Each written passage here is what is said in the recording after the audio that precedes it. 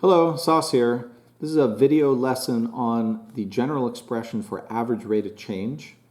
The lesson previous to this was average rate of change from data, which included a context of real-world example to help us understand what we mean by average rate of change. In this lesson, we're going to think in more general or abstract terms. We could be asked to find the average rate of change given a generic function f of x on an interval from A to B. But before we make progress in calculating or showing the expression for the average rate of change calculation, we're going to get a little bit heavy with the notation so that we can be very clear on all of the interrelated pieces to this concept and how we have typically labeled them in the past. I'm going to sketch a curve to represent any general function. What we're doing here is very generic. I have a curve, I'm going to label this f. If I have been given an interval, I can think of that as a starting value a and a finishing value in the domain of b.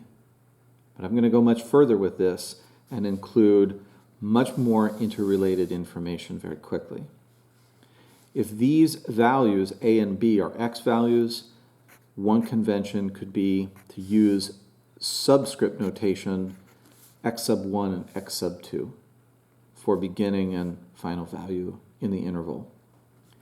I could label the points on the function at a and at b. And when I do, on the vertical axis, I can label these important tick marks, the value at the function of the function at a, f of a, and the value of the function at b, f of b. Further, I can show the coordinates of these points. I'm going to choose to show the coordinates with the xy notation from beginning algebra. The coordinates of this point with the choices that I've made here are x sub 1, y sub 1. Coordinates of this point, x sub 2, y sub 2. And of course, another way that we can express f of b is y sub 2, and another way we could express f of a is x sub 1. From algebra, the difference or the magnitude of change between these two x values, we can label this distance as delta x. And the vertical change, the distance between the y values between these 2 points, we could label as delta y. So now that we have a very complete presentation in the notation involved, we can talk about average rate of change given this presentation. Average rate of change is very often abbreviated AROC for average rate of change. And the average rate of change is a slope calculation. It is rise over run, or delta y divided by delta x. More precisely, if we're given actual coordinates or a way to find coordinates given values for a and b and an expression for the function, then the slope calculation becomes y sub 2 minus y sub 1 divided by x sub 2 minus x sub 1. Again, we're working in very general terms. The next presentation is the most useful at the pre-calculus level for calculating an average rate of change, and that is the expression for a slope calculation in function notation.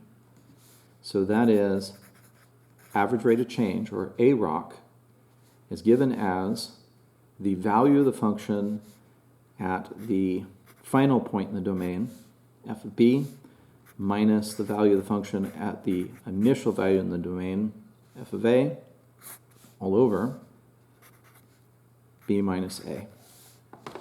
This here is what we call the general expression for the average rate of change. It's the most useful piece in this presentation. But understanding where it comes from and how it relates to all of these separate individual concepts and the way that we express it in notation is important. Let's use it.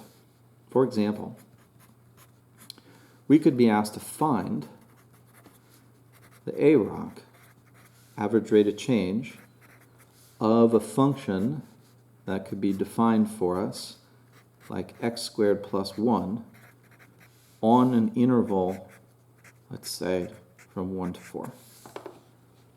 This is a question or an instruction, and we proceed if the average rate of change is given by this general expression, then I'm going to form the calculation by finding out these individual pieces. F of b is the value of the function when I put the latter point 4 into the function. Let's do that. 4 squared is 16 plus 1 is 17. Then I'm going to subtract the value of the function evaluated at the initial point, 1. Put 1 into the function. 1 squared is 1 plus 1 is 2. And I'm going to divide by the latter point minus the former point, or the x values of those points. 4 minus 1. I can simplify this expression. 17 minus 2 is 15. And 4 minus 1 is 3. 15 divided by 3 is 5. 5 is the average rate of change of this function on that interval. It doesn't have units. This is an abstract problem without context. 5 is a slope calculation. But what is it the slope of? It's the slope of the line that connects these 2 points. If I drew a line, I'm going to draw it dotted, that connects these 2 points, the 2 points that I used. In this case, this graph presentation is not the graph of the function that I worked a specific example for. But if I was to find the average rate of change of this function on this interval, then my calculation would be the slope of the line that connected those 2 points. The average rate of change is the rate at which the values of the function are changing. It's an average, so it's going to be consistent, or constantly, in this case 5, at every point within that interval. It's the slope of the line, and the slope of a line is a constant value.